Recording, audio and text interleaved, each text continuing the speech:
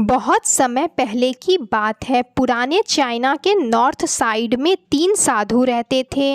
उनका नाम किसी को नहीं पता है, क्योंकि उन्होंने कभी अपने बारे में कुछ बताया ही नहीं। उन्होंने कभी किसी बात का कोई उत्तर नहीं दिया। चीन में लोग उन्हें 3 हंसते हुए वृक्षों के नाम से जाना करते थे। वे तीनों सिर्फ एक ही काम करते थे, किसी गांव में चले जाया करते थे और बाजार के बीचों बीच खड़े होकर हंसना चालू कर देते थे। वे अपने पूरे उत्साह के साथ हंसते हंसते अचानक लोगों का ध्यान उनकी तरफ खींचा चला जाता था और लोग धीरे धीरे उनके चारों तरफ घेर कर खड़े हो जाया करते थे। उनका उतना उत्साह से हंसते देख लोगों के चेहरे पर भी हंसी आ जाया करती थी और वहाँ पर सारे लोग हंसने लग जाया करते थे। जब सारे लोग हंसने में लीन हो जाया करते थे, तब वह तीनों साधु वहाँ से दूसरे गांव चले जाते थे। वे ना तो कुछ किसी को बोलते थे और ना ही कोई उपदेश देते थे, ही कोई शिक्षा देते थे।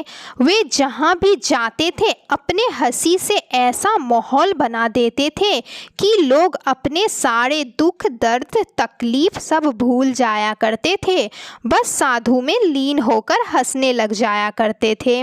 धीरे धीरे चाइना के लोग उन्हें बहुत प्यार करने लगे और वे साधु चाइना में प्रसिद्ध हो गए। फिंग मॉम के नाम से चाइना के लोग उन्हें बहुत प्यार करते थे, उनका सम्मान करते थे। इससे पहले और इसके बाद भी कोई किसी ने इस तरह से प्रचार नहीं किया था कि जीवन जीने के लिए सिर्फ एक हंसी होनी चाहिए और कुछ नहीं।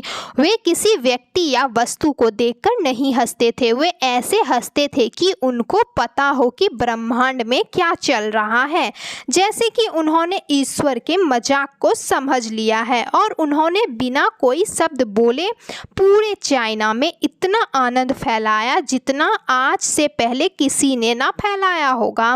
लोग उनसे अगर उनका नाम भी पूछते थे तो वे सिर्फ हंसते थे। लोगों ने उनका नाम रख दिया 3 हंसते हुए भिक्षु। पूरे चाइना में घूम घूम कर लोगों को हंसाते हुए वक्त के साथ वे तीनों बूढ़े हो गए और एक रात जब वह एक गांव में ठहरे हुए थे तो तीनों भिक्षु में से एक की मौत हो गई। पूरा गांव स्तब्ध रह गया। पूरा गांव बहुत ज़्यादा उम्मीद कर रहा था कि जब तीनों में से एक की मृत्यु हो जाएगी तो वह 2 भिक्षु रोएंगे। यह देखने लायक होगा, क्योंकि आज तक किसी ने भी उन्हें रोते हुए नहीं देखा था। जब सुबह हुई पूरा गांव वहां इकट्ठा हो गया और वहां जाकर उन्होंने यह देखा कि दोनों भिक्षु लाश के पास खड़े होकर जोर जोर से हंस रहा है। उनकी ऐसी हंसी थी जैसी हंसी उन्होंने आज तक नहीं हंसी थी। गांव के कुछ बड़े बुजुर्गों ने उन्हें समझाने की कोशिश की कि यह आपका साथी था, इसकी मृत्यु के बाद आप दोनों को हंसना नहीं चाहिए था। तब पहली बार वे दोनों भिक्षु ने गांव वालों से बात की और कहा, हम हंस इसलिए रहे हैं कि यह आदमी जीत गया। हम हमेशा सोचते थे कि पहले कौन मरेगा, लेकिन इस आदमी ने पहले मरकर हमें हरा दिया। हम अपनी हार व इसकी जीत पर हंस रहे हैं। इसके अलावा यह कोई वर्षों तक हमारे साथ रहा।